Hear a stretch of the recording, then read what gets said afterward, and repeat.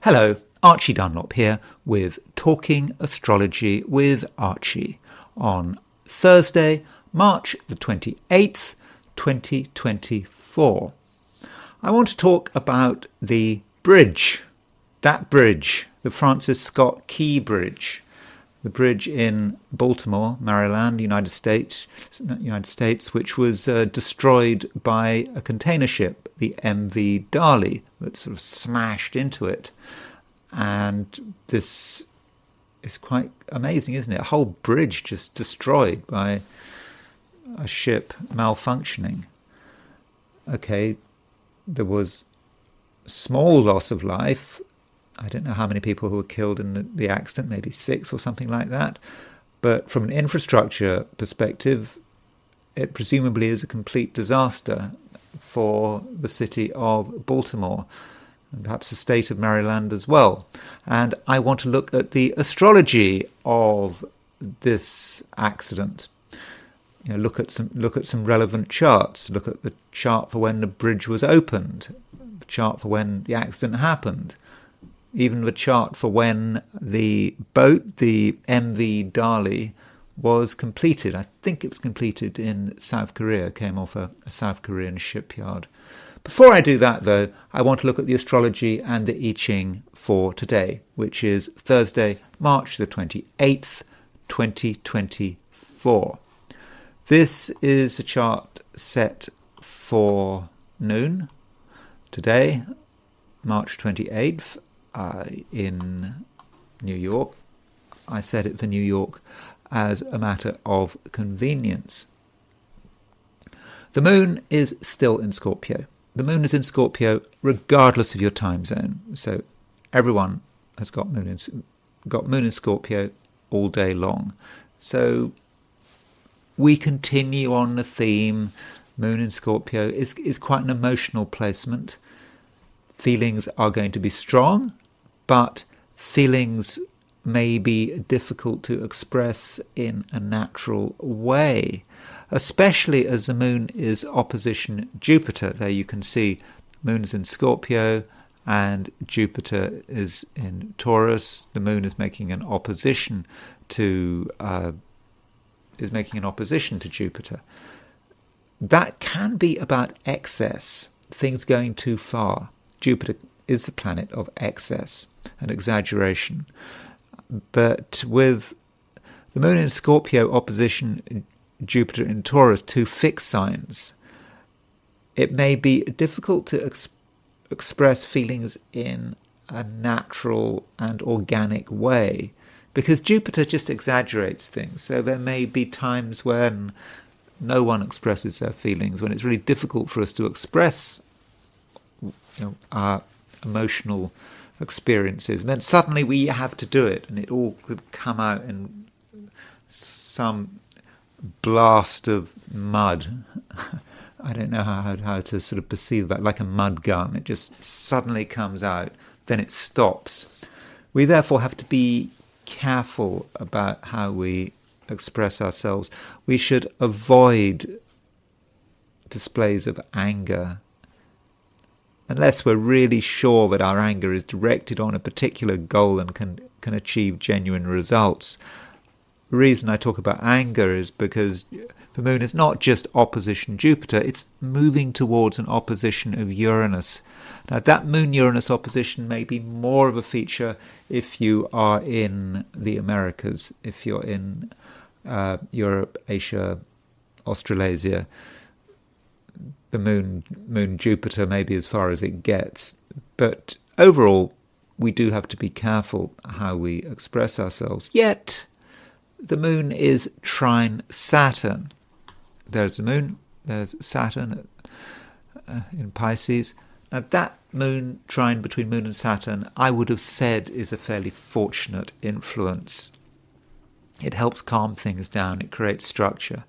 So if we need some discipline in the way we express ourselves, then I think that Saturn can actually provide it. So I talked about exaggeration and things perhaps getting out of control, but Saturn may be able to calm things down and perhaps what Saturn can help us do is take our raw feelings and focus them on particular goals that are constructive and which are achievable and which are not going to turn the world upside down. The moon is also leaving the Via Combusta. The moon leaves the Via Combusta New York time at around 10:42 a.m. Just a reminder about what the Via Combusta is all about. It is that part of the sky between 15 Libra and 15 Scorpio, when things can be a bit up in the air and unstable when the moon is in late Libra, early Scorpio, the first part of the sign Scorpio. Things just happen that are unexpected, and maybe that's been our experience so far. So with the moon leaving the Via Combusta, there may be a sense of stability, that things are calming down a bit, and that ties in with the moon trining Saturn. So just before it leaves the Via Combusta, the moon makes a trine to Saturn. So there's evidence there that for some of us, things can calm down a bit. Now, to go back to the timing again, I said that New York time, the moon leaves the Via Combusta at 10:42 a.m. That would be 7:42 a.m. on the West Coast, or 2:40 p.m. in London, or 3:42 p.m. in, say, Paris or Berlin. If you're in Australia, New Zealand, well, you're going to have the moon in the Via Combusta all day long. Another aspect that I should consider is a sextile aspect between Venus and Uranus. There's Venus at 2021 Pisces, Uranus at 21 Taurus. So Venus sextile Uranus can be an exciting aspect about sudden meetings, sudden events in relationships. It can also be about money. Remember, Venus is a planet connected with money, so if you have an open mind and are not thinking too much about what might happen next, there might be a surprise, a financial surprise, which overall I would have said should be fortunate. But really, that Venus sextile Uranus is probably going to work more on the level of relationships.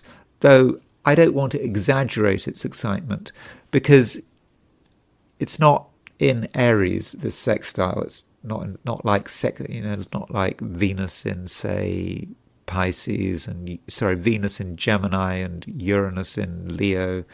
It's not like that. It's Venus in Pisces, Uranus in Taurus. It's in signs, connect signs that are fairly staid, negative, slow-moving signs, particularly Uranus in Taurus. So maybe it's not like massively exciting events in terms of relationships, but just events that speed things along and can help move things. And perhaps we can get into the Venus sextile Uranus spirit with maybe the way we dress. Venus is about beauty, aesthetics, clothes. Perhaps you can, if you want to have maximum impact, you can dress in a Venus sextile Uranus way. I'm really bad at translating planetary energies into fashion. I'm just not very good at it. So I would suggest that you perhaps use your imagination on that. But dressing in a striking way, Uranus can represent something metallic. Bits of metal can add to your appeal, or can be a talking point. So maybe that's talking about jewelry, or a piece of unusual jewelry which is kind of sparkling in a sort of Uranus kind of way. I don't know if I've really summed that up very well, but you know what I mean. You can, with that Venus sextile Uranus, dress in a way that gets attention. That's the broad picture. As far as the midpoints are concerned, Venus is conjunct the Saturn-Neptune midpoint. You can see this. There's Venus there's Saturn, there's Neptune. Pretty clear to see that Venus conjunct Saturn, Neptune. I think that may be important. It does indicate a certain amount of fear or uncertainty about relationships. I've talked about relationships perhaps being exciting with Venus sextile Uranus, but certain people might make you nervous. You're just not sure. At the same time, we might feel a bit uncertain about our own social skills, and we might be wondering what is going to happen if we do something, if we take some social initiative. We're not quite sure how it's going to work out. I'm not going to just say that our concerns are meaningless and that we should just plough on regardless. I think with Venus on the Saturn-Neptune midpoint, there are things to be worried about, like people not being entirely reliable, people holding things back. It may be just not our fears, but other people's fears. Some of the people around us are going to be worried about something, and they're not going to be able to give us everything they got. And yes, they may be holding something back. So be aware of that, and perhaps what you need to do is give people space. Don't force people to make commitments with Venus conjunct the Saturn-Neptune midpoint. Then there is the heliocentric picture. This is putting the Sun in the centre of the solar system, where indeed it should be. So let's recast that chart and make it heliocentric. There we go. Again, I'm not promising anything particularly dramatic with the heliocentric picture. So the main thing going on is look at Mercury. Mercury's in Leo. From a heliocentric perspective. I know it's in Aries from a geocentric perspective. And Mercury is square Uranus. And indeed it's square Jupiter. So we've got this heliocentric Jupiter-Uranus conjunction. And I can link that with things happening, things that may be destabilizing. We shouldn't just see Jupiter as a good aspect, particularly when you're talking about a heliocentric chart. We shouldn't just see the Jupiter-Uranus conjunction as just being great because it's heliocentric. It can be unstable. And so when you've got Mercury square the Jupiter-Uranus conjunction, it is, I believe, a destabilizing influence. And when we look at what's going on in the world, it's just more of the same. It's just more stuff going on which makes the world a less safe place. And so what Mercury is doing is it is kind of triggering that Jupiter-Uranus conjunction. So we have a Jupiter-Uranus conjunction anyway, heliocentrically and indeed geocentrically. But Mercury is bringing them together again. So it's not so much about what Mercury means, it's about what Jupiter and Uranus mean together. And looking at past events, Jupiter-Uranus conjunctions heliocentrically can often bring about accidents, disasters, mishaps, things just happening out of the blue. So as always with this heliocentric chart, just keep watching the news. Let me now go back to the geocentric positions. Back to the geocentric positions that we know and love. And what I'm going to do now is do my forecast for the 12 signs. These are my forecasts for today, which is Thursday, March the 28th, 2024.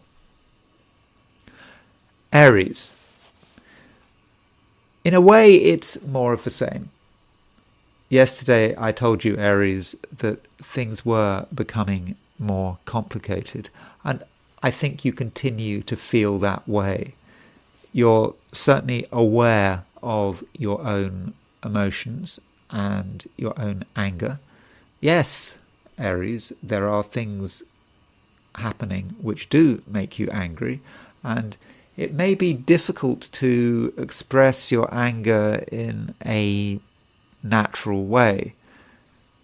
Perhaps you're unsure about how the world is going to react. You may even regard the world as being a little bit unsafe. If you were to express yourself as you'd like to express yourself, you may be concerned about the response you get. And in this way, many of you are going to feel a certain amount of caution, and that's fine. It's okay to be cautious. There might also be a financial aspect to what's happening today.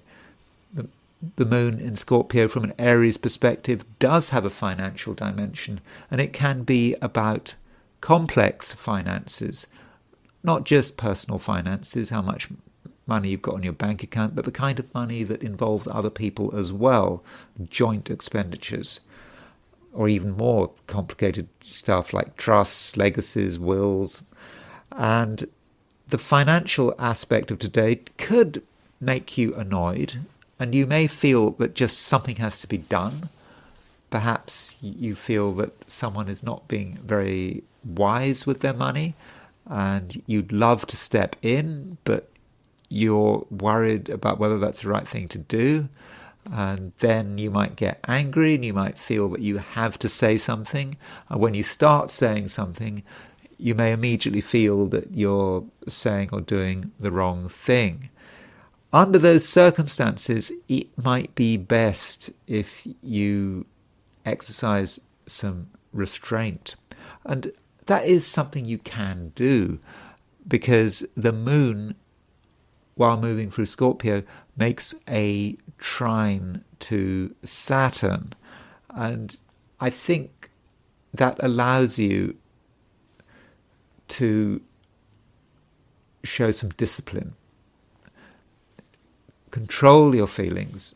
Tell yourself that now is not the right time, and later on, when things have stabilized, things will start to improve.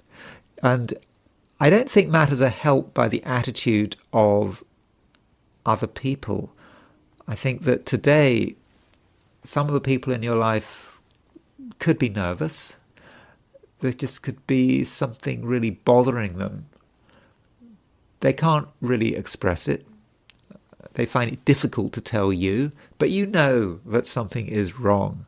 And I think that in most cases, it would be best to just let them be. Though, if someone has a serious issue, serious problem, then sure, then of course you've got to intervene. But, everyone's a bit nervous today. The world is complicated, and it's difficult for all of us to respond. Having said all that, there may be a situation where you do have to suddenly express yourself. I don't say have to. I should probably put it as can suddenly express yourself. You will suddenly, or could suddenly, see that someone has a complete misunderstanding of maybe the law, or how governments work, or how authority works. They're almost being naive about it, and you can see that they're being naive. And in that case, yes, Aries, you can intervene quickly, suddenly, with total certainty, because all you're doing is that you are just telling someone the truth. You're just telling someone as it is. And you know for sure that you are completely 100% right. So that might be connected with the law, with rules, how authority works, how governments work, something like that, that for one reason or another you are completely familiar with, and someone else is completely unfamiliar with or doesn't know what they're doing. In that case, just intervene. There's no need to be overly emotional about it. You need to just decisively tell someone the way it is, and I think they'll thank you for it. Taurus.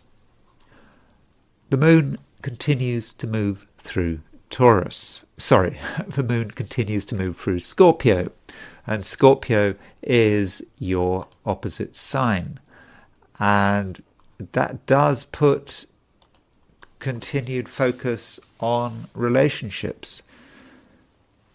There are things going on out there that other people are doing that has an impact on your life, and I'm not sure that you're entirely comfortable with it.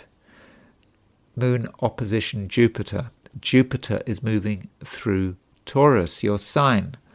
With Jupiter moving through Taurus, you do have a sense of what you're supposed to be doing, what your way forward is, how you want to expand and develop as a person. And I think that's great that you're thinking in this way. And remember, Jupiter is slowly moving towards a geocentric conjunction with Uranus. You're starting to feel this conjunction, I think. There's a certain sense of excitement, a sense that you know how to free yourself. Okay, it might be difficult to be doing exactly what you want to be doing. That might be hard, but you can do it. You know you can do it. Yet, outside events and people are getting in your way. They're really, I think, quite annoying. I don't think that other people are a particularly constructive force. At least that's how you might see it to begin with. They're just getting in your way, and you're having to respond to them. You're having to deal with their needs. And yes, I think that is a little bit annoying. So how do you deal with the situation? You don't pretend that people don't matter. At the same time, you don't just give in. You find a way of taking control of the situation. And I do believe that is actually something you can do. After all, the moon may be in Scorpio, in your opposite sign, but it is making a trine to Saturn. And that trine to Saturn is controlling the situation. You can tell people what you think, and you can, to a great extent, control the context. By that I mean, if someone is trying to control you, it's because they're able to take advantage of a particular situation. What you have to do is just change the situation and stabilize the situation. And perhaps what that means is giving the impression that you are more certain than you actually are. And I think that is your weakness here. At some level, you do feel that you don't really know what's going on. And because you feel you don't know what's going on, you're giving out the vibes that you don't know what's going on. And as a result, you are making yourself vulnerable to manipulation. Indeed, Taurus, you do have real fears and uncertainties, and I think we all do. But you in particular, yes, for sure. You don't quite know what you should be doing because, yeah, it's a scary world. But you have to somehow be confident. I'm not saying you have to be confident deep down, but you have to give the impression that you know what's going on. Because if you don't, you may find that your uncertainty is taken advantage of, and in certain circumstances that might make you vulnerable to deception. Perhaps salespeople, people who don't wish you well, will notice your insecurity and use that against you. But it is unnecessary. You just have to keep in mind your fundamental vision. You have to realize that your uncertainties are passing, and they're not a part of who you are. And finally, I suppose I should say that not everyone is a problem. The moon is opposition Jupiter. Yes, there are people that can undermine you, but there are a couple of people who are completely trustworthy, who want the best for you. Yeah, that's Moon in Scorpio. Moon in Scorpio has a pretty difficult reputation. Yesterday I did a video about some of the people who have Moon in Scorpio, and some of them are pretty unpleasant, but some of them are great humanitarians. And there are a few people who really do want the best for you. And if you allow them to work their magic, then I think you can benefit. And really, there's no need, Taurus, for you to be taken advantage of.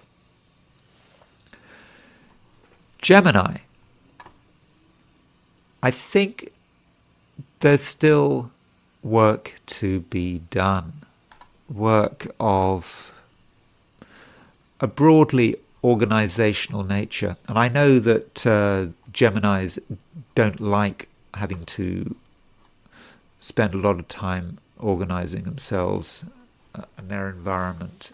It is incredibly boring. And right now, there's plenty of scope for Geminis to disrupt themselves. Or maybe it's the outside world trying to disrupt you. You almost want to send out a message to the universe that trying too hard to organize things is a waste of time. That's perhaps how you feel. Yes, you can see that things are a mess. I'm a Gemini. I'm looking around me. It really is bad in an organizational way. I can see that, but I can also see that there are disintegrating forces everywhere. Yes, Gemini, there are disintegrating forces everywhere, and you might take the view that there's just no point in organizing anything because things are happening all the time. We have to change. But you have to get a fundamental sense, Gemini, of the way things should be. You have an idea about the way things should be. You might be in denial about that. But once you get that idea, you can start creating your world in a way that is sustainable and is not going to disintegrate into chaos. Just don't blame other people. You might say that friends, partners, maybe your dog, it's their fault. They're causing your problems, not your fault. So there's really nothing you can do. Do take control, Gemini. That really is important. From a social perspective, many Geminis are not really in the mood for socializing. They just don't feel ready. But I do think you can make some useful contacts today. And so you then have to be thinking about what kind of people should you be hanging out with? What kind of people should you be talking to, perhaps over the phone or meeting? You should be meeting the kind of people who are clever, talented, have artistic abilities, are able to bring something new into your world. What you don't want is people who are boring in a completely unconstructive way. Now, there might be boring people who can help you out, who can help you organize yourself. Now, those are the kinds of people you probably need in your life. But there are other people who just haven't got anything to say. And they're going to crowd out the people who really have got something to say, people who are prepared to really share their abilities. So don't hang out with everyone. Just choose your friends very carefully. Finally, I want to talk a little bit about your career, your work, how you present yourself in society. In one sense, you're possibly not inclined to be worrying too much about the outside world, but I think it might be important, not least because there is a trine aspect between the moon and Saturn. This moon trine Saturn, I've already talked about organization. I think this moon trine Saturn can help you organize, but it can also help you, believe it or not, organize other people. Now, I know that might sound a bit hypocritical. I mean, what right have you got to organize anyone else when, in some respects, your own life may be a little bit chaotic? But, that's the way it always goes. We're always a bit hypocritical. Here's me, completely flawed human being, giving out advice. I mean, it's only astrological advice, but having the presumptiveness to tell everyone on YouTube, or the people who listen to me on YouTube, what they should be doing, and what right? When my own life in its own way is a complete mess. But that's the way it goes. Maybe Geminis are good hypocrites. Maybe Geminis are allowed to be hypocrites. So today you are allowed to be a little bit of a hypocrite.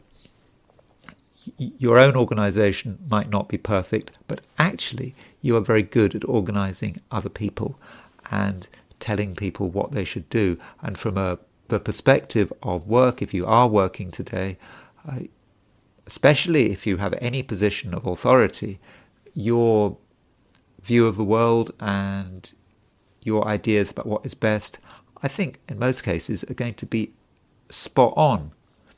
So don't be afraid of telling people don't be afraid of telling other people how they should be organizing their lives, particularly in a work and career setting.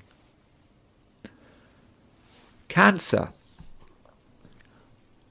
I think it's actually quite a constructive day when you feel that you are going in the right direction. But you do have to be self-contained. If you were to spend your time worrying what other people are thinking and suggesting, then, well, there's a good chance that you'll get absolutely nowhere.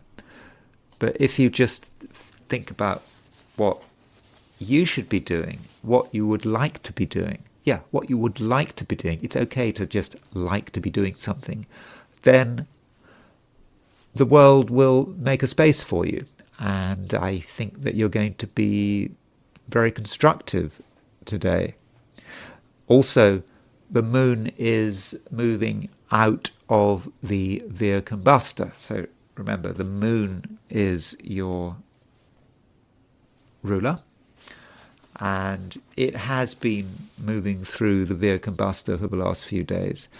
And with the moon in the Via Combusta, things have been a bit up in the air. It's been difficult to make plans. Events may have happened which have forced you to sort of go back to the drawing board. But fortunately, with the moon moving out of the Via Combusta, which happens at 10:42 this morning in New York, the Eastern time zone, that happens even earlier, 7:42 a.m. if you're on the West Coast, California, Portland, Oregon, Washington State. Early afternoon if you're in Western Europe. I'm afraid if you're in Australia, New Zealand, you've got the moon in Via Combusta all day long. But for most Cancerians, having the moon moving out of a Via Combusta is going to make things a bit easier. You're going to feel more in control, and things are going to be more predictable. And that does allow you to make plans and to work out what you're going to do next. The only thing, or the main thing, that might spoil your plans is other people. I'm thinking particularly of sort of friends, associates, or perhaps you may be tempted to engage in some social activity which is unnecessary. Seems a good idea, seems fun, but actually when you go meet people, it's a disaster. It's a disaster not least because it wastes your time, and you may find that in some way your confidence is sapped, and your energy as well. I would therefore say today that if you have a social engagement that is unimportant, then I would skip it. Now, if it's a social engagement that is important, maybe you feel this is a time where you need to make particular contacts, or perhaps it's a long-standing engagement that you can't cancel, well, that's different. But if it's an optional social engagement, Cancer, then I would be inclined to not go unless you've got a very, very good reason for turning up. And that is a reminder that today, Cancer, it is terribly important that you are self-sufficient. And yeah, if you can be self-sufficient, then yeah, you can make the most of everything that's available today. Finishing with relationships.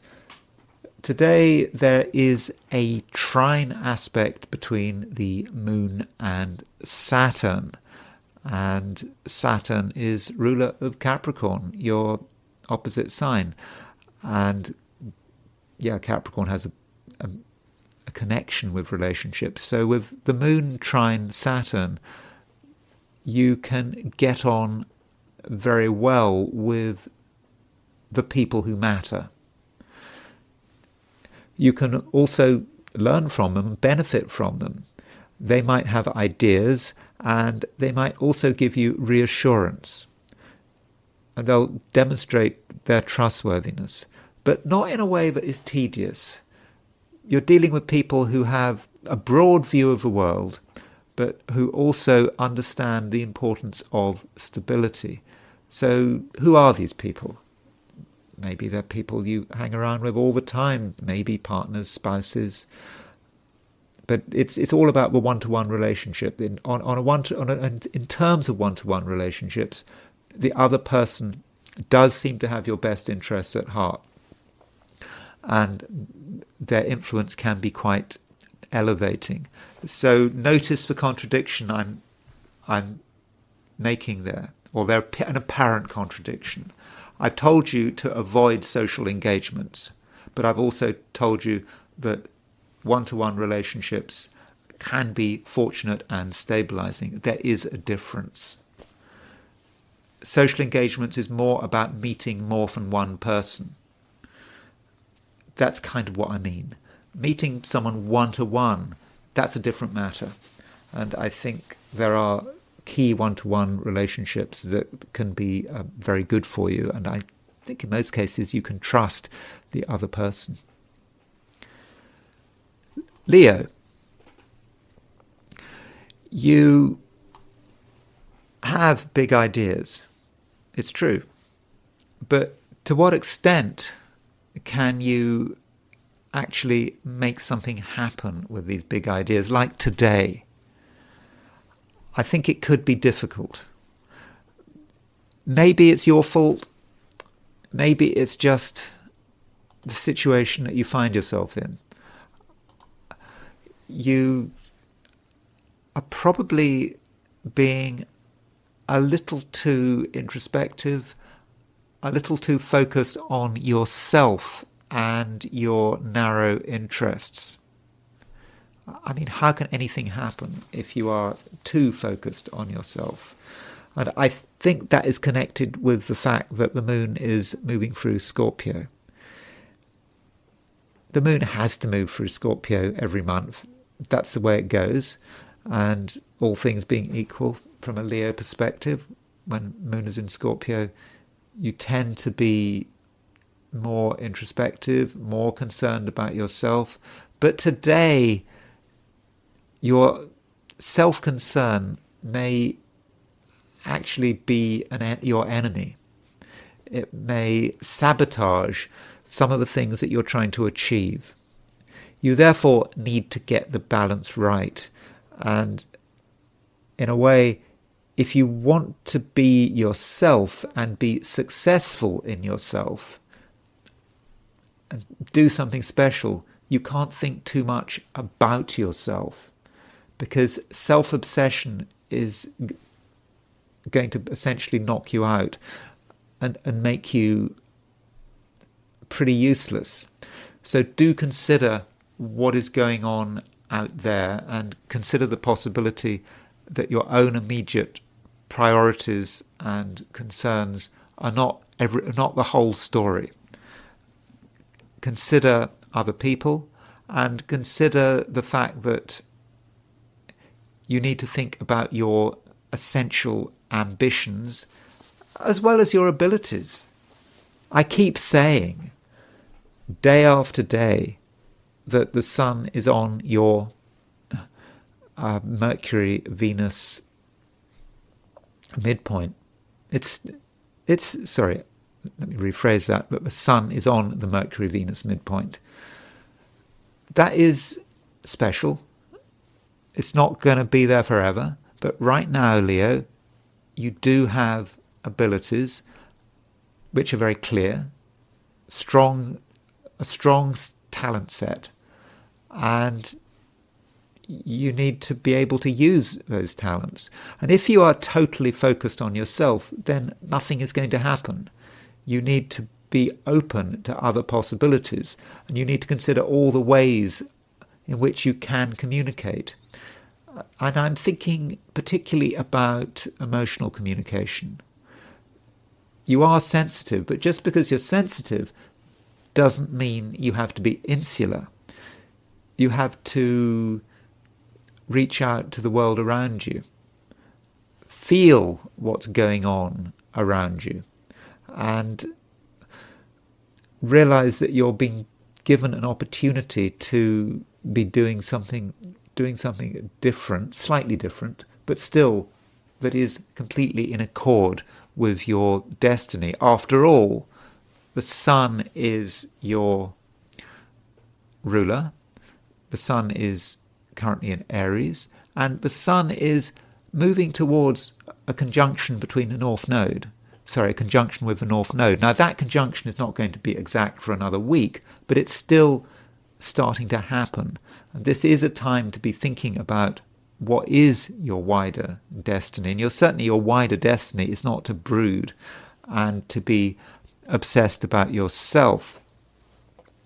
And at the same time, you shouldn't be overly worried about what might happen if you were to reveal your hand. Because at some stage you do have to reveal your hand. You have to tell the world what you'd like to be doing, what your perfect activities are, what it's all about, who you are. And you seem to be worried about that, and particularly today. You're considering, you're considering things, and you're thinking, well, what are people going to say? They might not respond they might not respond at all constructively. And again, that might grind you to a standstill.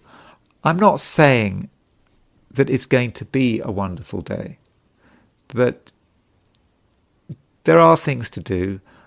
There are things that you can resolve, and I do actually think that you can benefit from certain people who understand you, and people who you have an emotional connection with. They do exist, and with the moon making a trine to Saturn, that might be the way out. There might be people who can be trusted, who maybe can bring you out of your shell, perhaps because they themselves understand the importance of being in a shell. So maybe two hermit crabs can start communicating.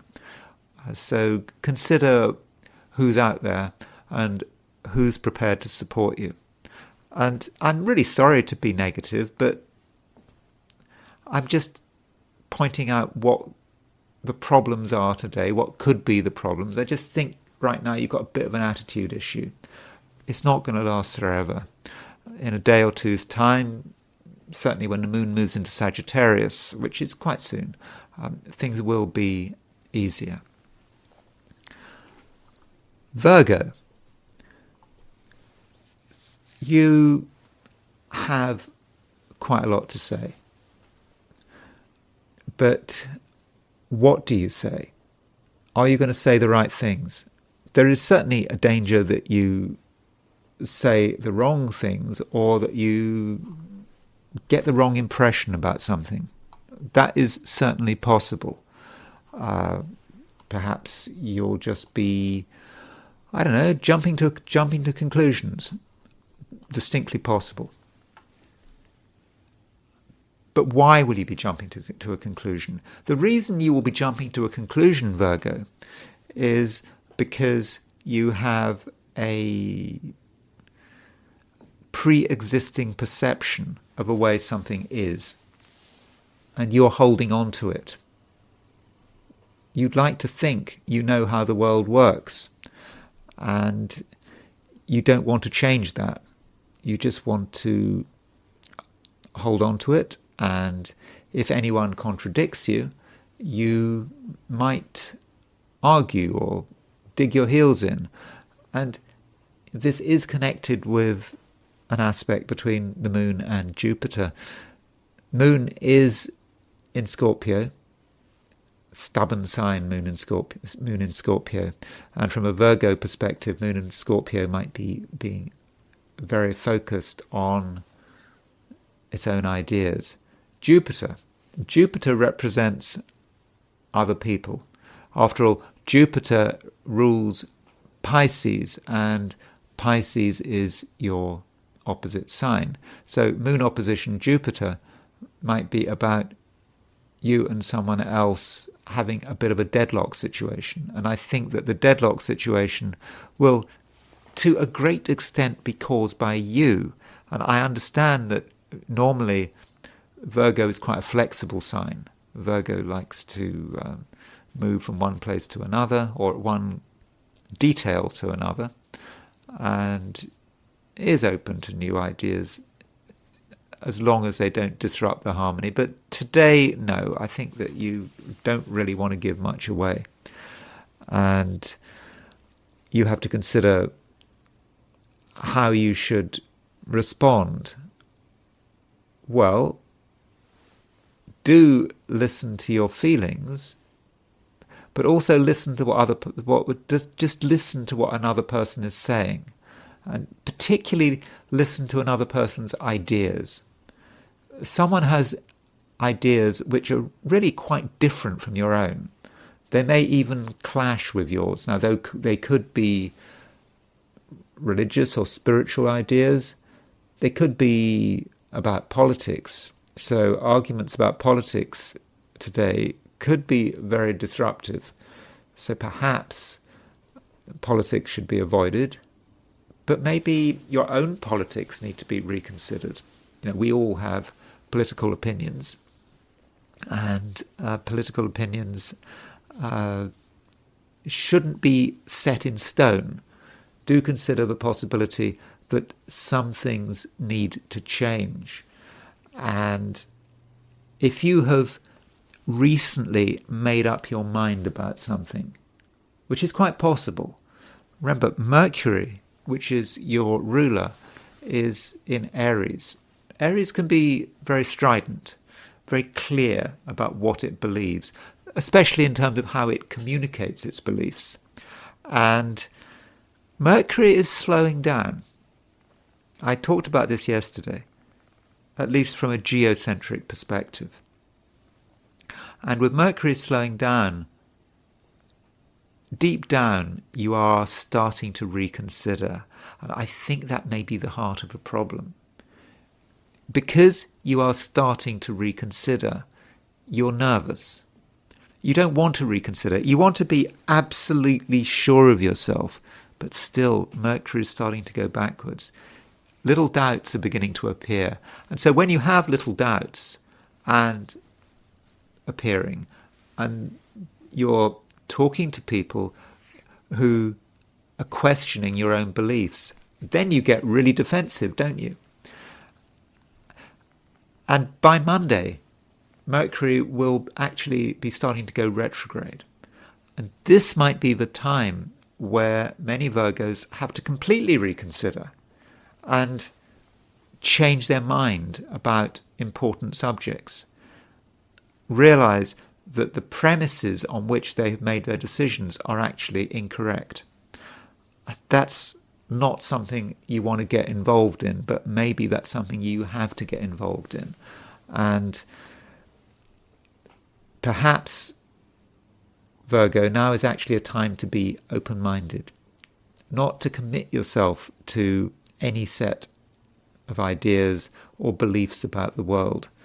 Things are changing, and between now and, I don't know, last half of April, your own ideas are going to change, and maybe this is a process. This is the process of change, and it is just something you have to get used to. And if you are in a process of change, Virgo, it's going to be important that you have access to the best available knowledge. You don't have to sign up to this knowledge. You just have to have access to it. You have to be in a position where you can listen to informed people. Ideally, face to face, but it could be, on the internet, reading books, newspapers. Just listen. See what people have to say. Try to hang out with clever people who know more about things than you do. Yes, they do exist. There are people who know more about things than you do. And that's perhaps something you should be doing over the next few weeks, because if you do that, I don't think that you will be sorry. Libra, you are not entirely sure of yourself at the moment. And I understand that when I do these forecasts, I'm supposed to be positive and I'm supposed to tell you how wonderful things are. But I am being a little bit negative today for a lot of the signs. So you shouldn't feel singled out when I'm telling you that you're feeling a bit unsure of yourself. You're concerned about what could go wrong. And the reason is really very simple. It's because Venus is your ruler. Venus rules Libra. And Venus is conjunct the Saturn-Neptune midpoint. Saturn-Neptune as a pair are about uncertainty. Saturn wants structure. Neptune is the planet of the sea, the planet of confusion, of just being unsure of oneself. So you want to be certain, but you can't be certain because you can see the tide is coming in. And the moment you try to build something, it starts to be undermined, or at least that's how it feels. And I don't think you should be worried about this. This is a short-term thing. Venus is moving all the time. Venus will be moving off the Saturn-Neptune midpoint. So we're talking about today. Remember, these are daily readings. Tomorrow, that's another day.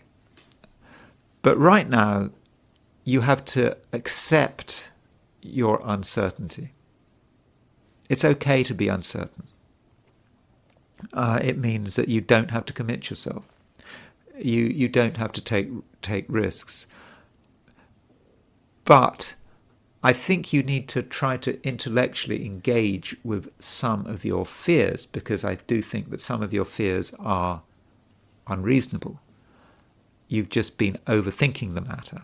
You've perhaps been thinking too much about all the things that could go wrong, and you need to be a little more reasonable and perhaps don't listen too hard to what other people say, particularly if they're people like me who are doom mongers.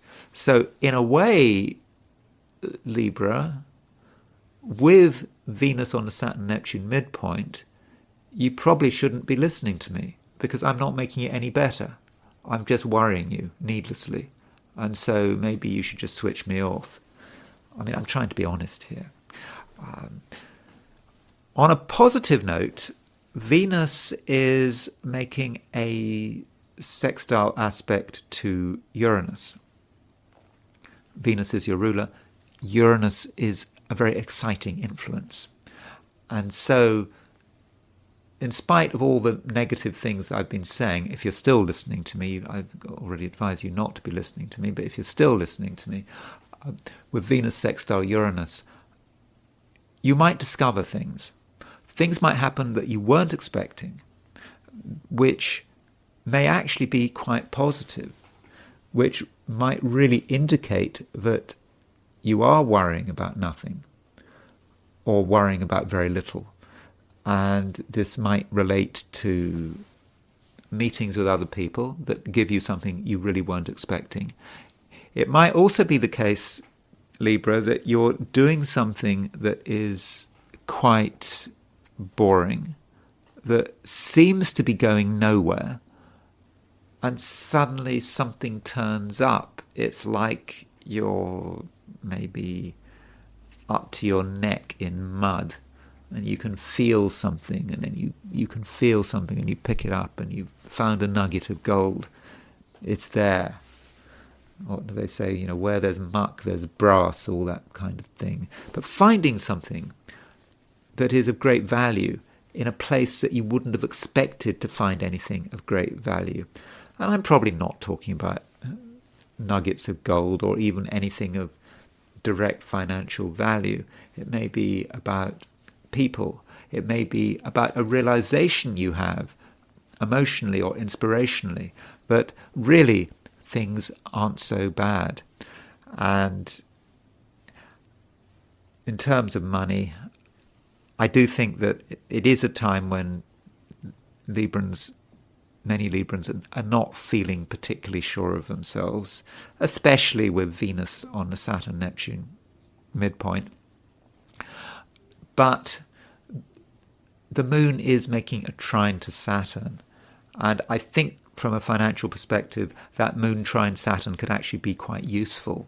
It allows you to do things to stabilize your financial situation. If there's a particular area of financial uncertainty, then today you can actually address it. Now, the reason you might not address it is because Venus is on your Saturn-Neptune midpoint. You're afraid. You're worried about what you might find. But if you actually address this thing head on, then I think in many respects you will be making your life a lot easier, and it will in the end be quite a reassuring thing to do. So don't be afraid of money. Don't be afraid of really looking hard at your own financial situation. It could be a very beneficial thing to do to really understand your own finances, and I think you may realize that something that was really worrying you isn't the worry you thought it was. Scorpio, you still are in a relatively strong position thanks to the fact that the moon is moving through your sign. It's actually right in the middle of your sign, and you're feeling a sense that you know what's going on, and matters are helped by the fact that the moon is moving out of the Via Combusta. Well, especially if you're in the Americas and Western Europe. So the moon moves out of the Via Combusta if you're in the Americas this morning, in Europe early afternoon. Remember, the Via Combusta is that part of the sky between 15 Libra, 15 Scorpio. Things can be unstable with the moon in the Via Combusta, but things are settling down now. And you're helped by the fact that the moon is making a trine aspect to Saturn. You can bring some control in over your external environment. Real control. You're not someone who can be ignored, and in certain respects you are very sure of your facts. There are particular areas where you're sure of yourself, and one particular area represents the law, the way government works, the way rules works. And I was talking about this, I think I was talking about this to Aries, and remember, Aries and Scorpio have the same ruling planet. Like Aries, you have Mars as your ruler, and looking at the condition of Mars, there is a sense in which you are certain about what governments can do, the powers they can bring to bear, and how best to deal with governments and government power. And you may have something very useful to tell people. Even if you're not telling people, it's something for yourself. It's something you understand. And your understanding of power and what organizations can do, it's not just governments, it's companies, is somehow useful. It's difficult for me to be specific, but that is really something important that does have a bearing on you and how you can protect yourself. But in the process, don't forget about what you can do as a person. Today is a day when you really can bring out the best in yourself. And it doesn't have to be advertised. You don't even have to be with people to bring out the best in yourself, because it's all coming together naturally. And right now you have a great sense of self-discipline. That's always important, but with the moon making that trine to Saturn, yes, you can control your feelings. You can even start to harness your feelings. Your feelings are like an energy. I suppose it's like hydroelectric power. You're a water sign. Hydroelectric power is about harnessing the power of water to create electricity. And so with your feelings, they can be harnessed to create a lot of energy, which can make your life a lot more fulfilling, and you can really get things done. What could stop you getting things done? I don't know. I think people could stop you getting things done. The wrong people could stop you getting things done. People with opinions. People who think they know all the answers. Such people, you may have to deal with them. But I would suggest that you deal with them at a distance and you don't give them too much time or space. You know what needs to be done, you know what needs to be said, and once it's been done and once it's been said, you don't really have to have anything more to do with them. Finishing up with one-to-one relationships, it's a slightly complicated and contradictory picture. On one hand, there are people out there who can be exciting. There are also people, as I've just said, who who are very opinionated, who can grind you to a halt if you let them. But I'm assuming you can steer clear of such people. But there are other people who've got something to offer, who can bring a bit of excitement into your life. I'm not talking about anything major, but can just give you something extra. I mean, after all, Venus is the ruler of Taurus, your opposite sign. Venus has something to do with relationships in the Scorpio horoscope. Venus is sextile Uranus, so that indicates an exciting relationship. But there's also a sense in which people are afraid of being too exciting. People are nervous, and I've said this to quite a lot of the signs, that people are nervous, and some of the people close to you are nervous. They might want things to happen, they might want to be exciting, but something's holding them back. And I think you have to be able to understand what is holding them back. And maybe, Scorpio, you can do something about it. Maybe you can exercise some kind of healing and reassuring influence.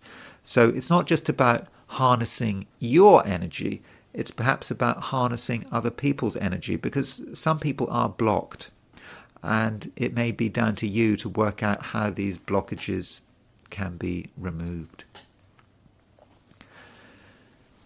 Sagittarius. It's another day when you probably don't feel any massive inclination to do anything, at least not in a spectacular sense. And it's back to the question of the moon being in Scorpio. The moon continues to be in Scorpio, and from a Sagittarian perspective, Scorpio is a fairly introspective sign. Now, this moon in Scorpio is making an opposition to Jupiter, and Jupiter is your ruler. And I think that many Sagittarians are trying to work out what's going on around them. They're trying to create a bit of stability, because they understand that the world is a little bit chaotic, and creating stability would be a good idea. But with the moon opposition Jupiter, there is something trying to undermine you. And you may be wondering what is trying to undermine you. You can feel it. And you might be inclined to blame other people or the world at large. But I don't think that would be appropriate. I think that the thing at fault may be your own unconscious. You're doing things which you're not even aware you're doing them, or at least you're thinking things that you're thinking things in a way that is just not helpful. So many of your thoughts and feelings are not constructive. So if you spend too much time today thinking and feeling, you could grind to a standstill. So what do you do to avoid thinking and feeling? I suppose the answer may be physical work. Is it, I get confused, is it Gurdjieff who recommended that people spent their time digging potatoes as a spiritual exercise? It's something like that. And I'm not saying that you should be digging potatoes today, but if you can get involved in a physical activity that is fairly repetitive, even a bit mind-numbing, you may actually benefit. Now, that doesn't sound great, does it? I mean, who wants to do mind-numbing physical activity? It's not that it's hard work, but it just needs to take up all your time and take up all your processing power. That's it. You've got to knock out your processing power, because thinking and your thoughts and your feelings are not necessarily your friends. It's your action that matters. It's your attempts to create order in your world through physical work. That's what you should be doing today. I understand that's probably not what you want to be doing, but I think that is a good way of sorting the issue out. And I think this is further emphasized by the fact that the moon is trine Saturn. So we can conceptualize the moon as being your thoughts. And I know the moon is often associated with feelings rather than thoughts, but the moon can be about thinking, particularly the kind of thinking that is motivated by emotion. And so with moon trine Saturn, the Saturn can in some way ground those thoughts and feelings. And so how do you ground it? Well, again, it goes back to taking up your processing power. You take up your processing power with physical work, with the organizational energy. So get into that organizational energy, because by organizing things, even if it's not actually very important, doesn't feel very important, it is the right thing to do. And so really, that is what I would recommend. I would also suggest that you don't spend too much time with other people. You might want to, but are other people going to be helpful? I think there are going to be certain people who could actually have quite a negative impact on you, because they may project their negativity onto you. And as soon as you find people projecting their negativity and their concerns onto you, well, you should steer clear of them. You need to have people who, if you are going to have people around you, then they should be people who are constructive, who have ideas about how the world can be made a better place, who perhaps have particular abilities that they're able to share with you. Okay, those kind of people are the people you should be hanging around with. But people who are negative, maybe people like me, are people who you shouldn't have too much to do with. But yeah, so focus on the organization, and doing something that is slightly mind-numbing might be the right thing to do.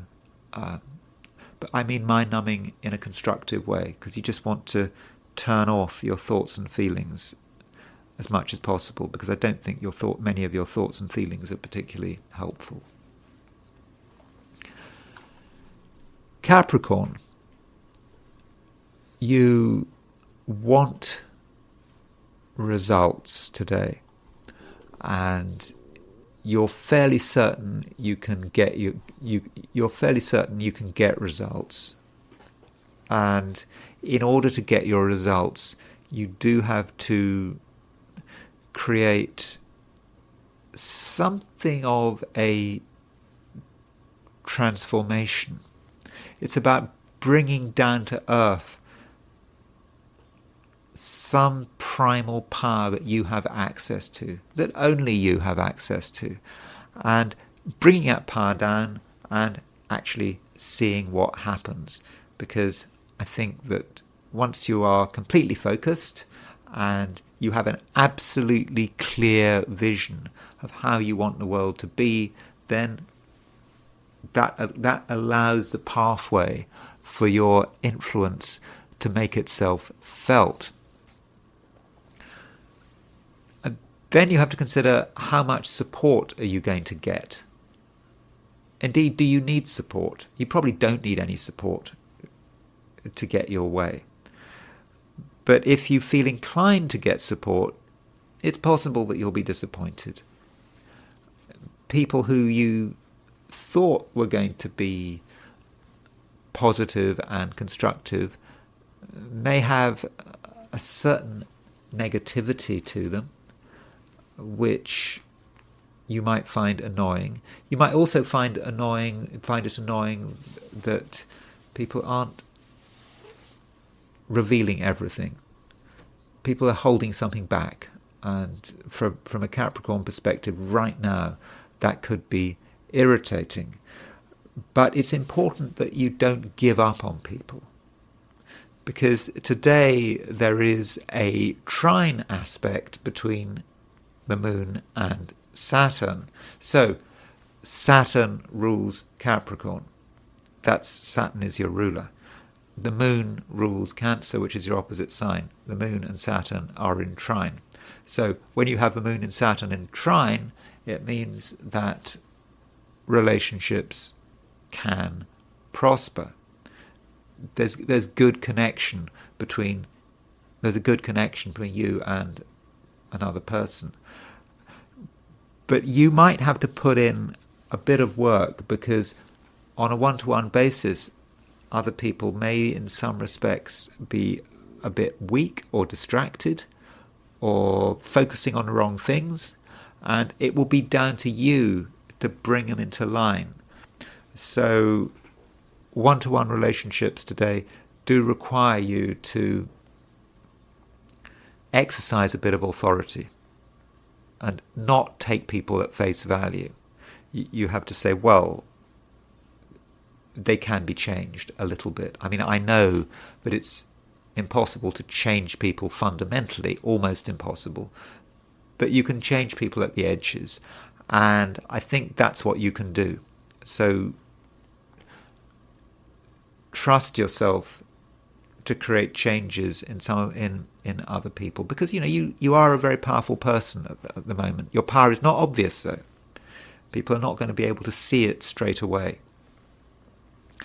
And another thing, Capricorn, is that you need to be able to move through some of your fears, and this is especially the case when it comes to how you are projecting yourself forward into the future.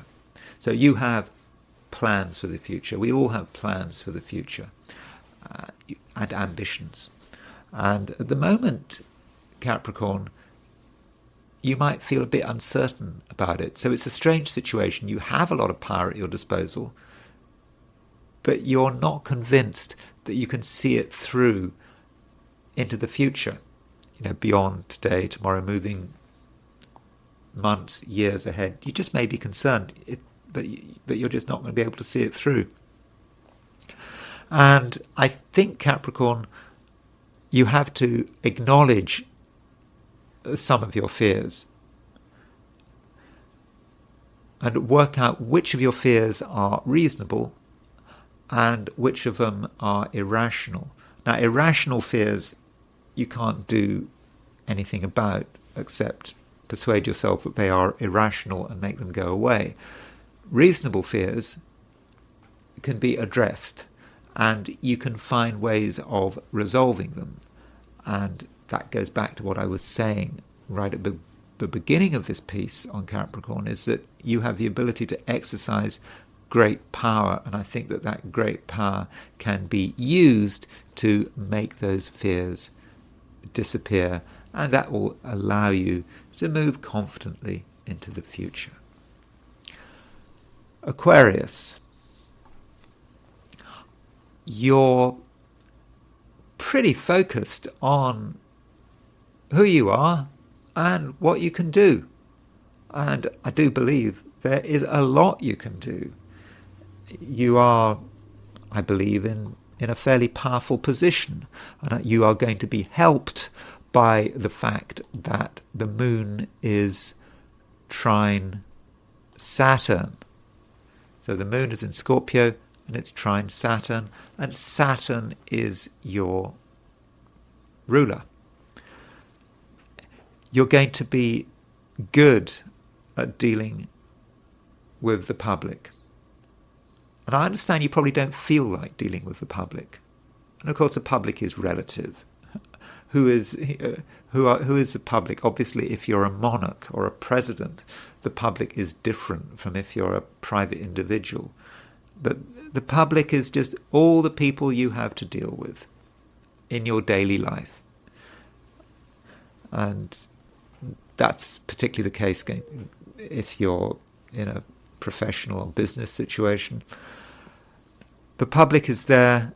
You know how to give a good impression, and you know how to be reassuring.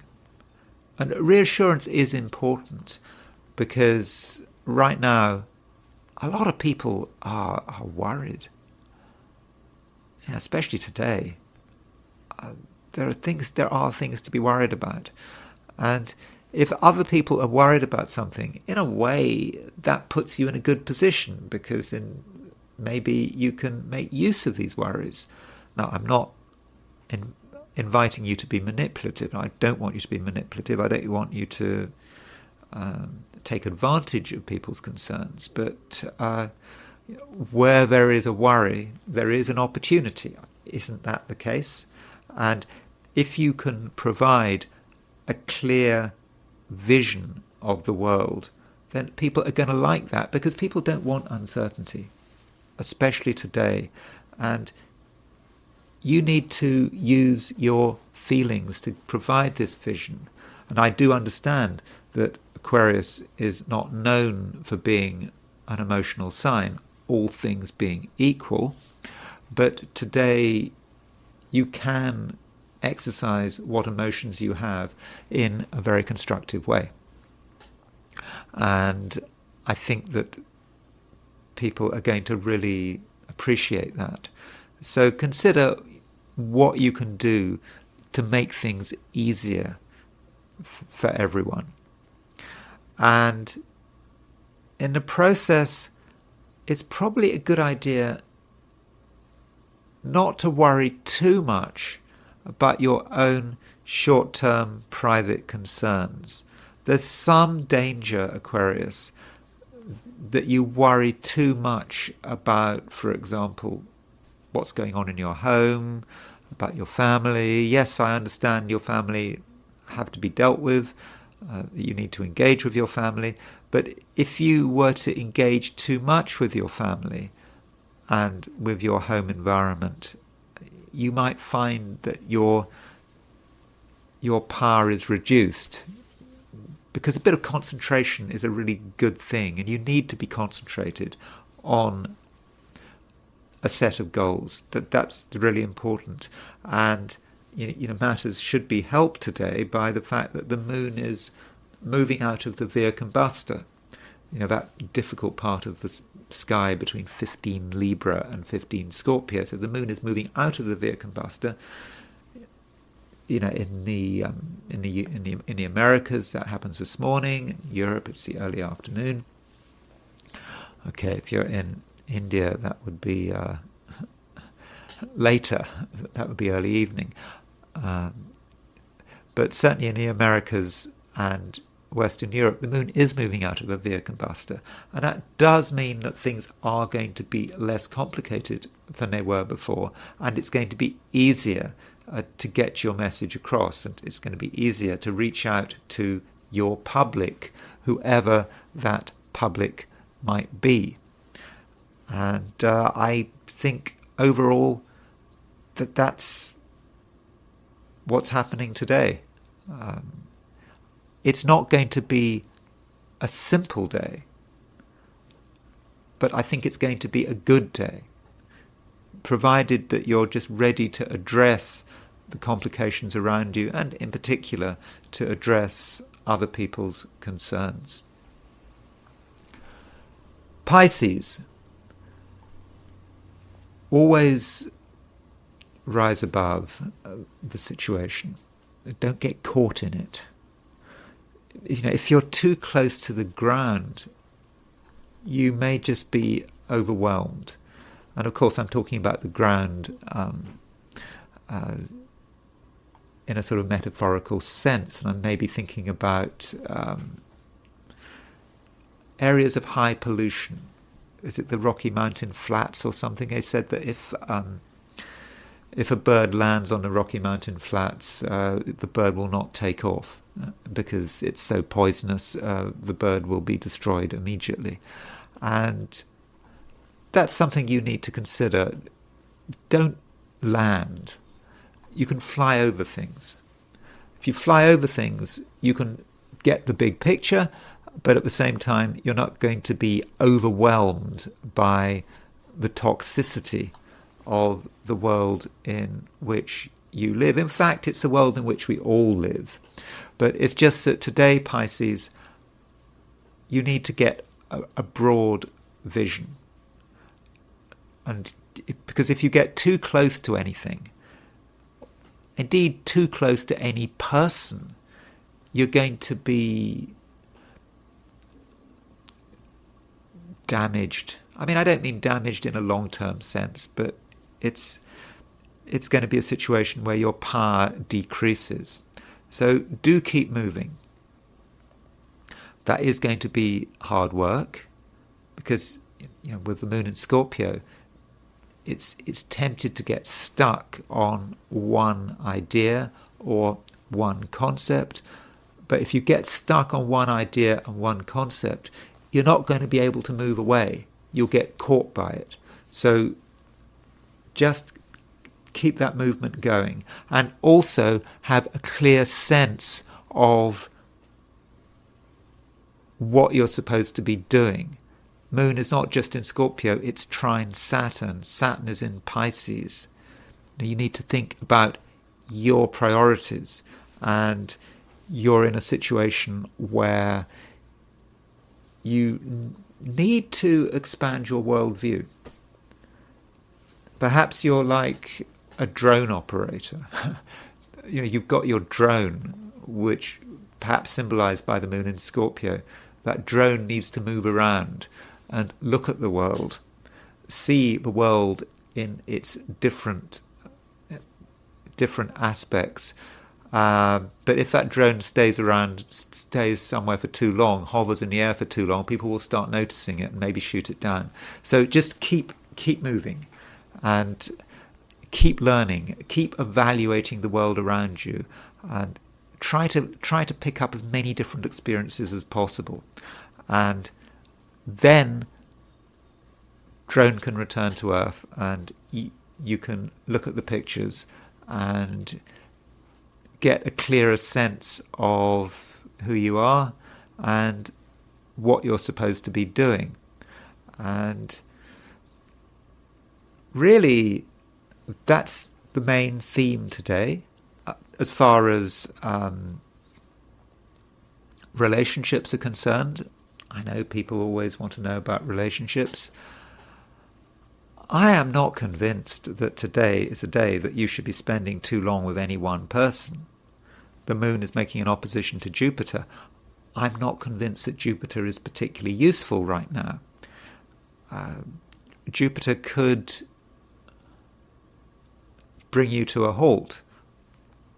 If you spend time with any one person, you may realize that that person is not as open-minded as they seemed at first, that they might try to drag you down, bring you in to sort of create one particular mindset and try to force you into this mindset. And really, that's not something you want to do. And worse still, certain people are incredibly negative, almost negative in a kind of weird way. And you don't want to spend time with these people. What matters is you. And so, yes, you move around, spend a little bit of time with someone, a few minutes, but then just move on. And I think that is the way to deal with today's challenges. And it's an information gathering day, when you are trying to get information to inform your ideas and your philosophy and how you see what you see as your future is. So it's going to require a little bit of self-discipline, but I'm confident that you can handle it. So that's the 12 signs. And now I'm going to look at today from the perspective of the I Ching. And I ask the question, what is Thursday going to be like for those watching the I Ching segment of this video? And the first hexagram I got was dispersion. This hexagram comes up quite a lot, has been recently. Dispersion is about rain, things being washed away. There are things that need to be washed away, and perhaps this ties with the fact that the moon is in Scorpio. The moon in Scorpio is often seen as being about regeneration, giving up one thing, moving on to something else, perhaps the snake shedding its skin. A lot has to be cleared out, and we have to consider that. And we might feel that we're in a metaphorical storm, and the storm happens and we're in one place and the storm moves us to another place, and it can be quite disconcerting, and we may be wondering whether it's really worth the effort. But in the first instance, this storm should be moving us forward. It should be moving us forward quite quickly, and we're going to feel, to begin with, a sense of real concern, of real worry. After all, Venus is on the Saturn-Neptune midpoint. That's all about our concerns. That's what's going on astrologically. Worried about other people. Can people be trusted? And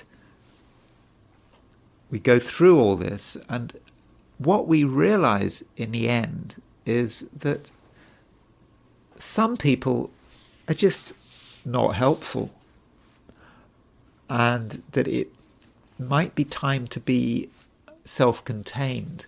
And perhaps in the end, this storm is going to clear away a lot of the people around us that aren't actually doing us any good. And I'm not talking about anything too fundamental, like people you've been with for decades. Just people who are not specifically important all the time, but just happen to be important right now. And we don't perhaps need them anymore. And once we get rid of them, or distance ourselves from them, things are just going to be a whole lot easier. So do consider that.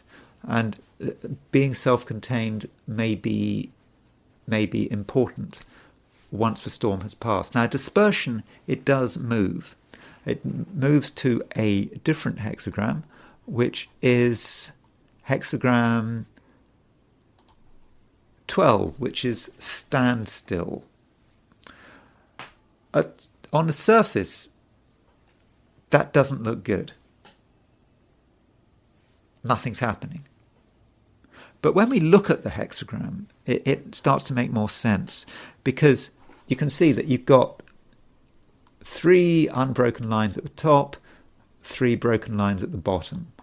That's like heaven going to heaven, earth going to earth. Heaven and earth have nothing to do with each other.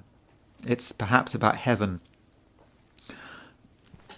closing the door on earth because earth is just so corrupt.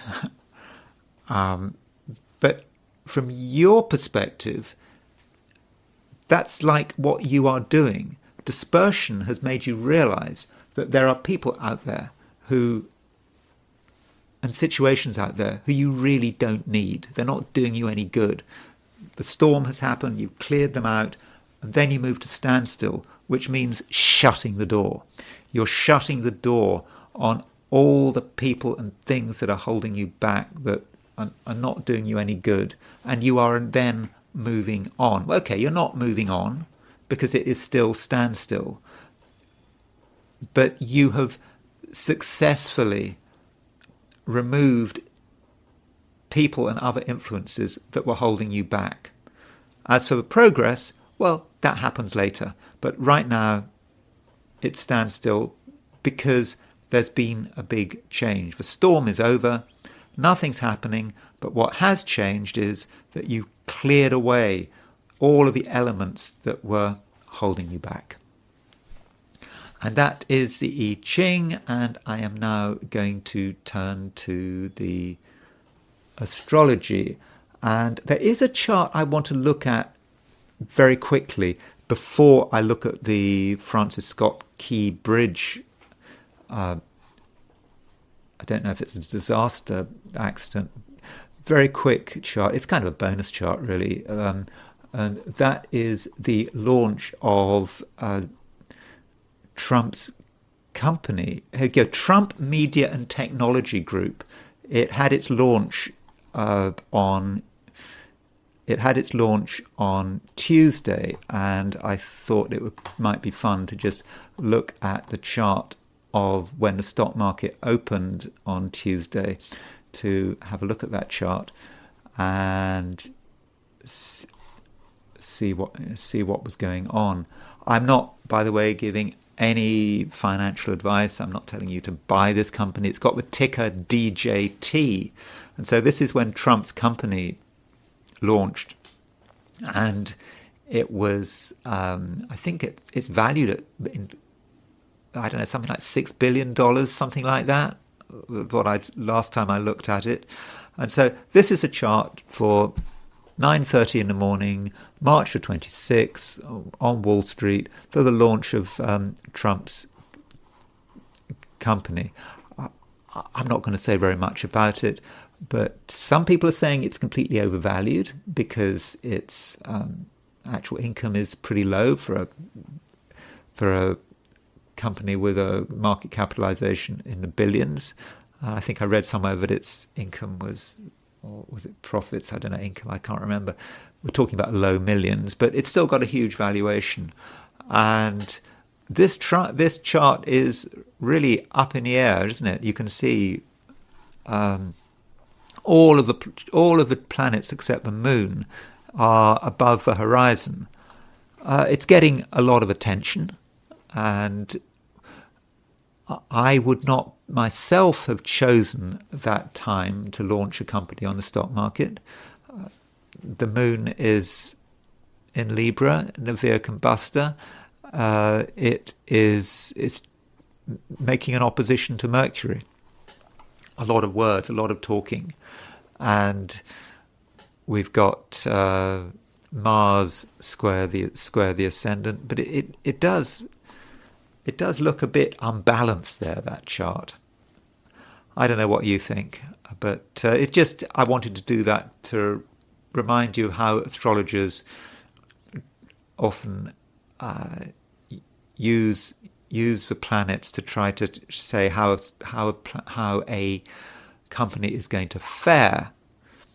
And the launch chart, at least, or the chart where it becomes public, when its shares are traded for the first time, is often a chart to look at. And yes, Wall Street opens at 9:30 Eastern Standard Time.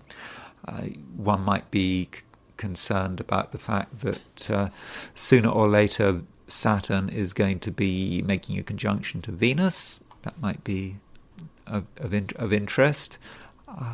So one might look at the transits. So later in the year, Saturn will keep moving, and indeed that Venus-Saturn conjunction is going to be...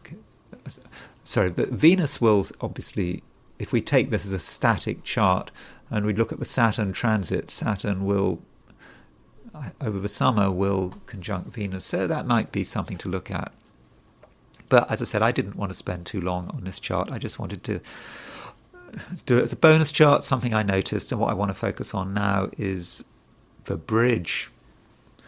So here is the chart for the moment when the MV Dali, this container ship, hit the Francis Scott Key Bridge. And I make it 1:28 a.m. I'm not necessarily saying that the chart on its own is telling us very much, unless we dig down deeply, and I think we do have to dig down deeply here. The midheaven was at 10:23, and the IC was at 10:23 Libra, and the IC was at 10:23 Aries, and so it was pretty close to midnight, particularly if you remember that the clocks have just moved forward. So the real time was 0:28. I mean, in terms of the solar time, if you ignore the daylight saving time. So the sun close to the IC. The midheaven was on the sun node midpoint.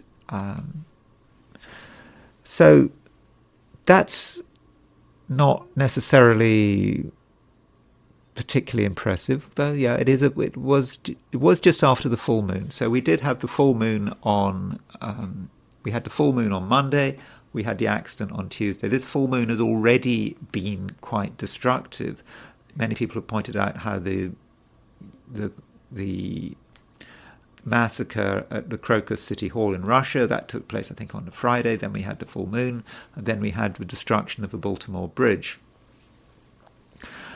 Now, the midheaven does have some interesting midpoints here. Mercury is there's Mercury, and there is Neptune. So the midheaven was on the Mercury-Neptune midpoint. It was also on the Sun-Moon midpoint. So the midheaven is what makes this chart personal. What makes the chart special for Baltimore. And so on the midheaven, at this time, the midheaven was on the Mercury-Neptune and on the Sun-Moon midpoint. And so you could say, well, Mercury-Neptune is the idea of perhaps confused thinking, not really not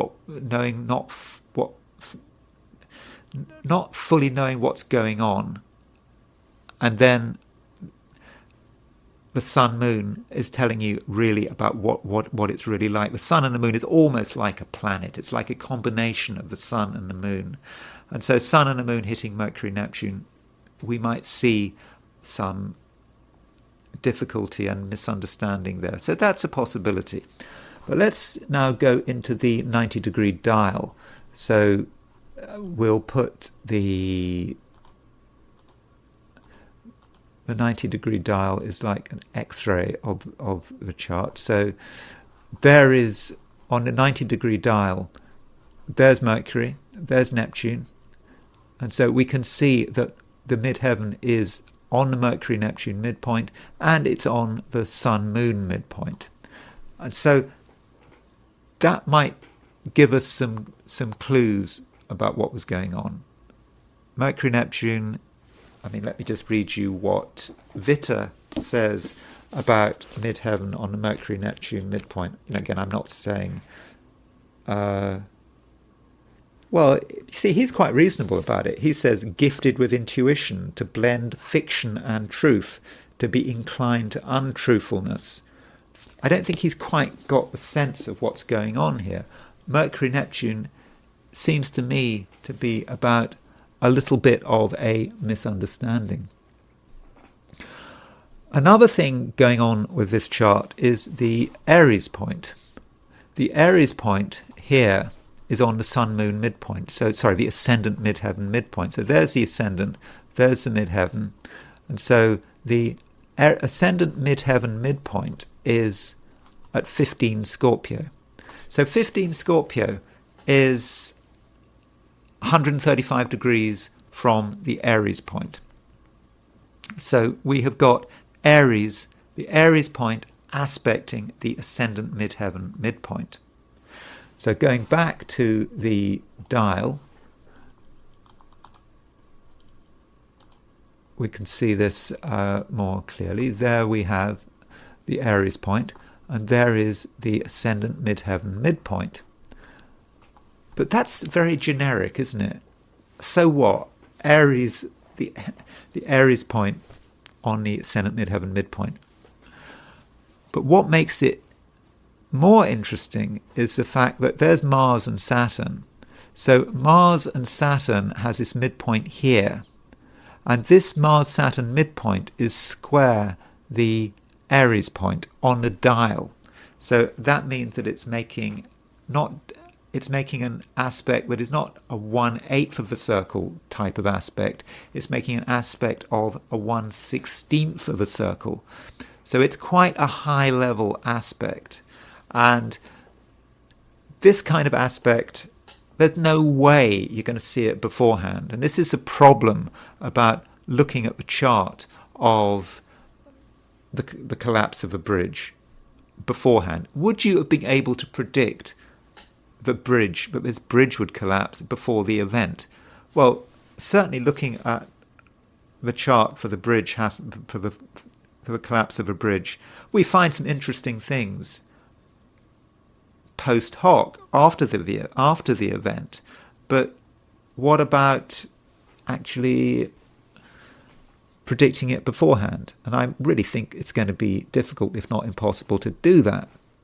And we may see this as being about two things happening: a bridge coinciding with a boat, which brings me on to the chart of a boat. This is the chart, I've set it for noon in Ulsan, South Korea, for when the boat was completed. The boat was completed on March the 5th, 2015. We can see that Mars has an exact conjunction with the South Node. I don't know if you really want to have Mars conjunct the South Node for a boat. I mean, this is not a naval vessel with guns. I think this boat, the MV Dali, has already been involved with one accident before. And so this is obviously another accident. So this is something to do with the boat itself. Also, we've got Venus conjunct Uranus. There's a lot of Aries here. So for a boat, this boat just goes steaming ahead. Mars in Aries, South Node in Aries, Uranus in Aries, Venus in Aries. So I should say there are different stages at which a boat is constructed. It's laid down, it's launched, it's christened. This is the chart that Wikipedia gives for when it was completed.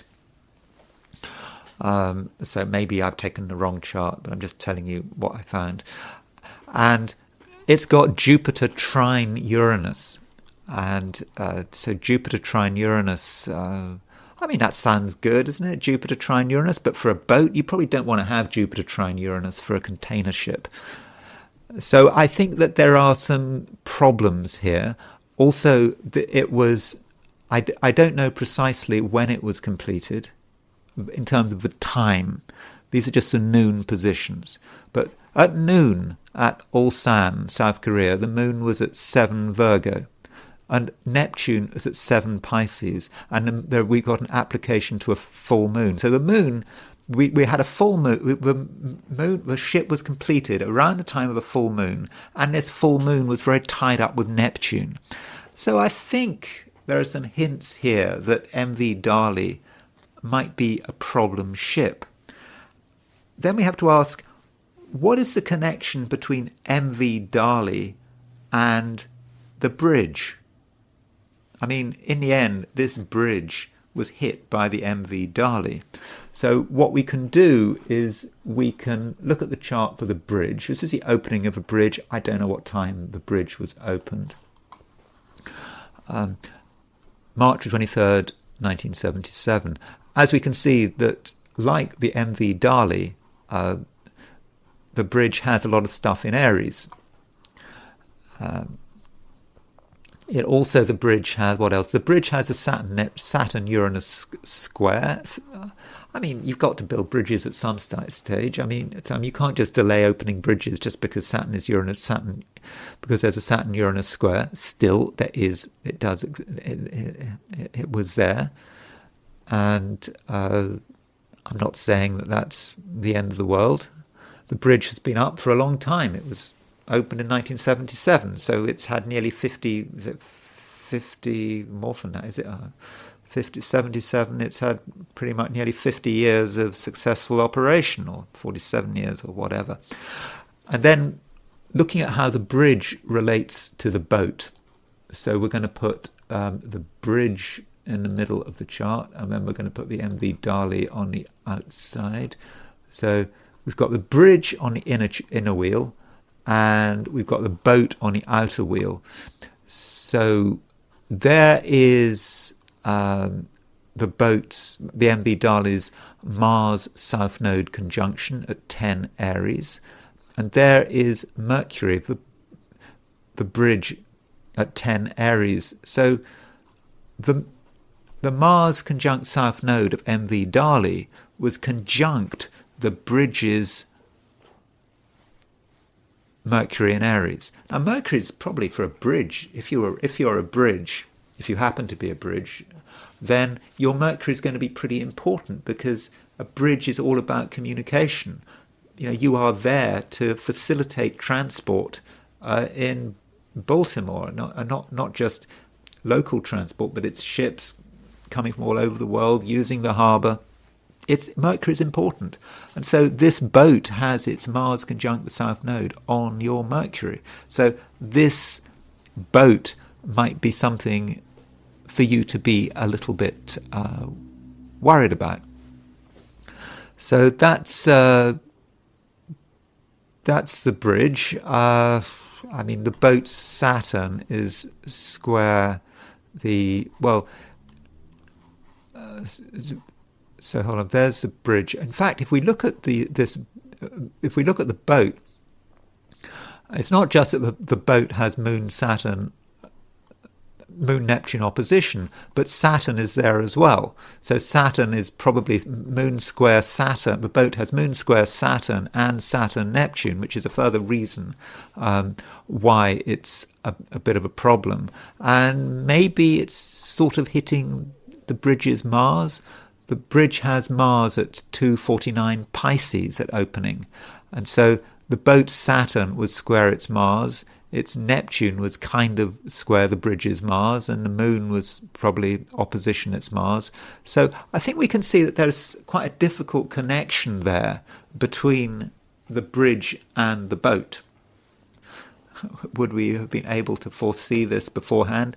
Should Baltimore Harbour have been looking at the horoscopes of all the boats going through it and banning certain boats which have difficult horoscopes or have bad synastry with the bridge?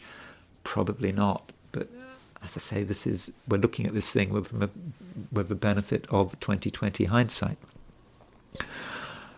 Prior to I will be going back to the bridge and going back to the crash, Baltimore. Going back to the crash, I wanted to look at, what was going on at the time, at the exact time when the event happened. So I didn't find. So what was? That's the time, March 26, 2024. Okay, so what we can do is we can look at the prenatal full moon and the prenatal new moon. So there was a full moon prior to the crash, March the 25th, 2024. I didn't find this full moon too impressive. It is true that there's a full moon and it is semi-square Uranus. Full moon, semi-square Uranus, and full moon, the Uranus is opposition. So Uranus is sesquiquadrate the moon, and Uranus was semi-square the sun at the time of the full moon. You could say, well, okay, it's a Uranus event, but why would it affect the bridge? That was affecting everyone, the whole world. There are disasters going on all the time.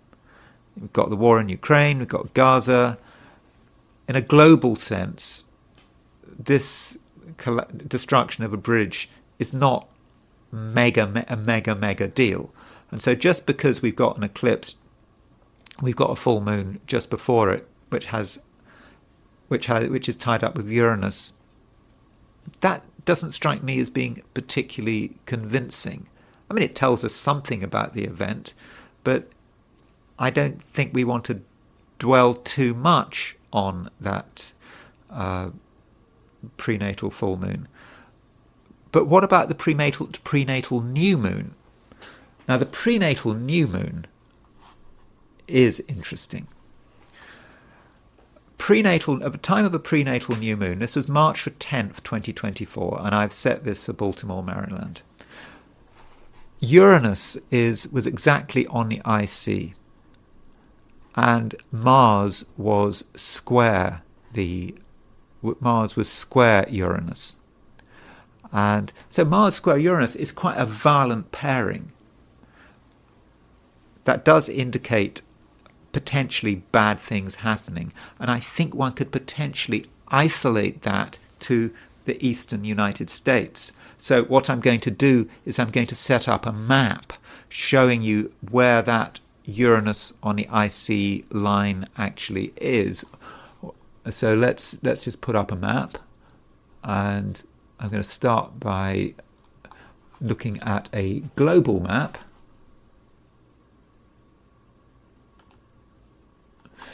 So there's a Uranus on the IC line. These are all the parts. Remember, this is talking about the new moon on March the 10th. This is all the places where Uranus was on the IC at the exact moment that the new moon became exact. And so you can see this red line, if you follow it down, sort of goes down through eastern Canada, goes through the eastern seaboard, and through Cuba and down. That gives us a general impression. But let's now focus, shall we? Let's focus on Maryland, and let's create a map for not just let's see if we can get to the. Then let's go to the United States. We'll go to the United States Northeast. Let's go in a bit further detail here.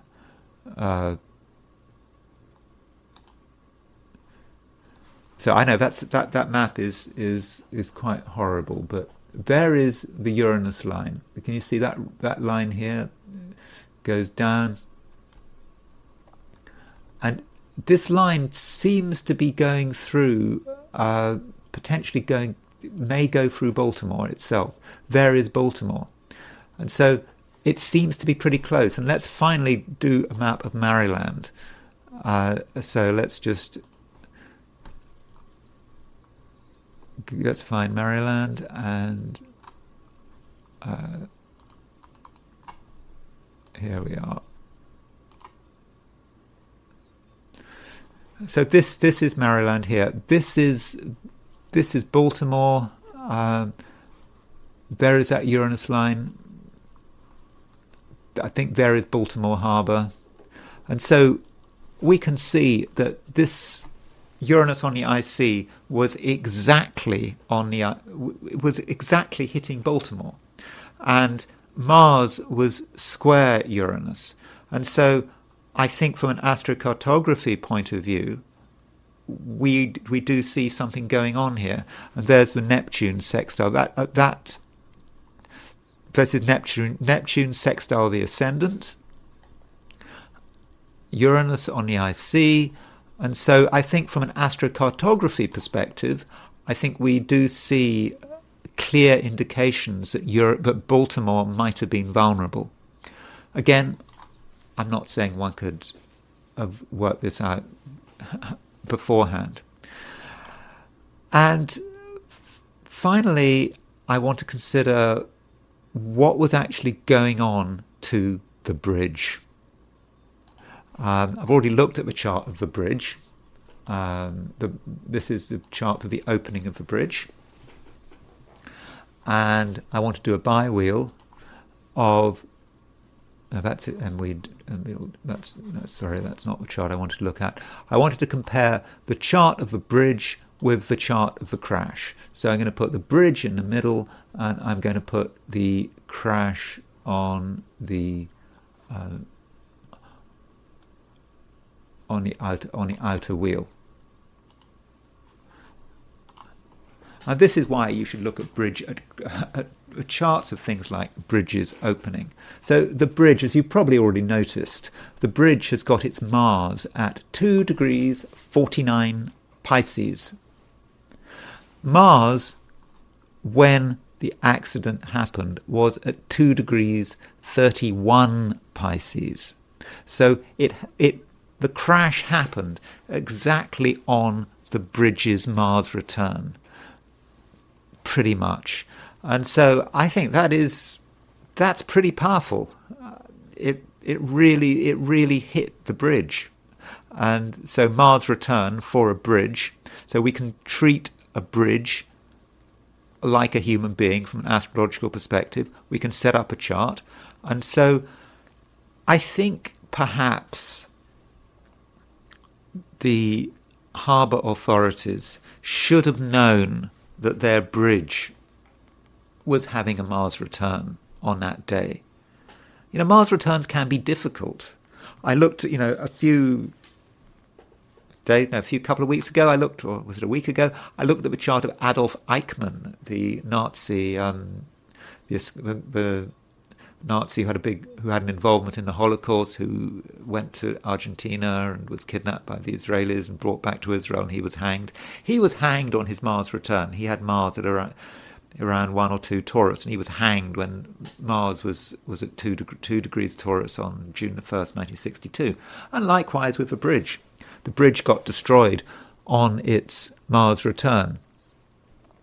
There were other things going on. Mercury was at 24-28 Aries, and so Mercury was conjunct the bridge's south node. I mean, that really didn't help, did it? So I think, Jupiter.